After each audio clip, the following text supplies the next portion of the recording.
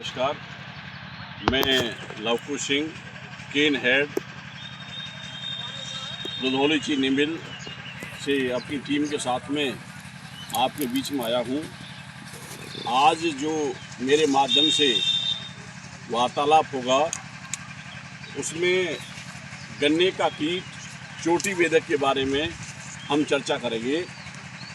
जैसा कि आप जानते हो, चोटी बेधक कीट है जो वो काफ़ी मात्रा में फसल को नुकसान पहुंचाता है। सबसे पहले हम ये जानकारी करेंगे कि इस कीट की क्या पहचान है। किसान भाइयों, जब गन्ना बोते हैं, जमने के बाद में पत्तियां बनती हैं लगभग मार्च के महीने में।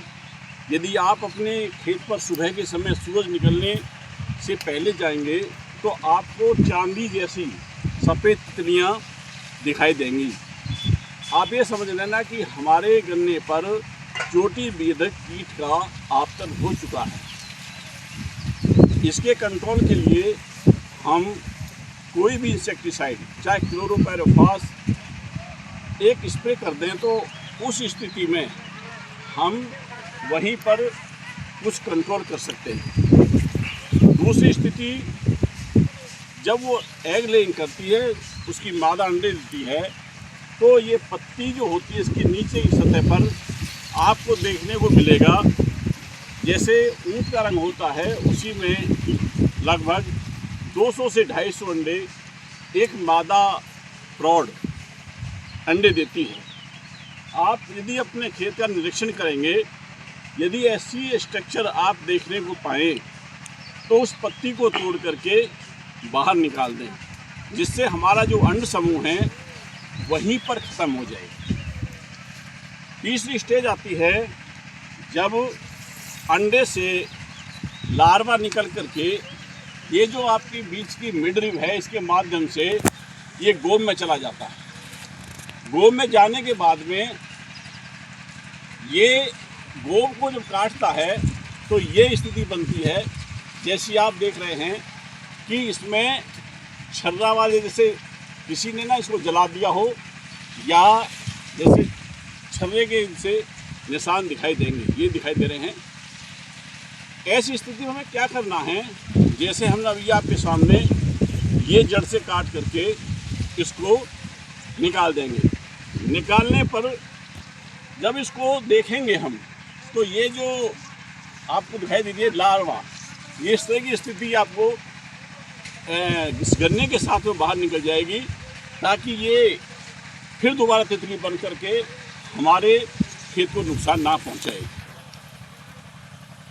इस गन्ने को इसलिए काटते हैं कि जो हमारे गन्ने की जो फेज है, ये अटैक जो करता है सबसे ज़्यादा नुकसान करता है तीसरी चौथी पीढ़ी में।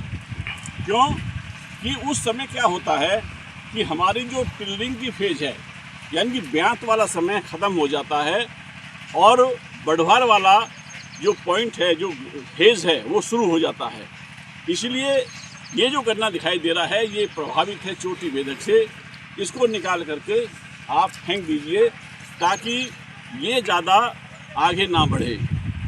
इसके बाद भी यदि आपको दिखाई देता है कि अभी हमारा कंट्रोल नहीं हुआ, तो कोई भी CTPR जैसे कोराजन, सीमो, कई नामों से आती है, उसका ड्रेंचिंग करना है।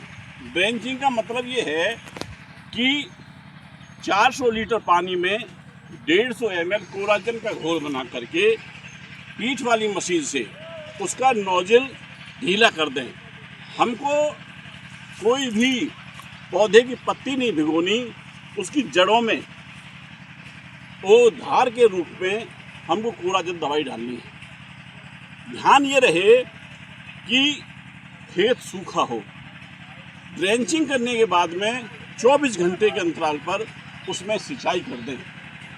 होता क्या है कि जब रूट जोन के पास में हम कोई भी इंसेक्टिसाइड डालते हैं, जब पानी लगाएंगे तो पानी के साथ में उसका असर पूरे रूट में जाएगा। रूट के माध्यम से जो हमारा पौधा है वो उस कीड़े के प्रति एक तरह से मोटी सी भाषा में कैसे जहरीला हो जाएगा और हमारा कंट्रोल हो जाएगा। लेकिन किसान भाई, यदि शुरू से ही हमारा ये ध्यान रहे कि जैसे ही तितली दिखी वहीं पर यदि स्प्रे किया तो काफ़ी कंट्रोल होगा। उसके बाद में दूसरी स्टेज लार्वल की है, अंड समूह की है। यदि समय समय पर अपने खेत का निरीक्षण करते रहें तो निश्चित तौर पर इस कीट से हम सुधार पा सकते हैं और गन्ने को इस कीट के नुकसान से बचा सकते हैं। मेरा सभी किसान भाइयों से ये अनुरोध है कि इसकी तरफ ध्यान दें। हमारा एक चैनल गन्ना मार्गदर्शन के नाम से हमने शुरू किया है। सभी किसान भाई उसको यूट्यूब को सब्सक्राइब करें और ज़्यादा से ज़्यादा इसका फ़ायदा उठाएं।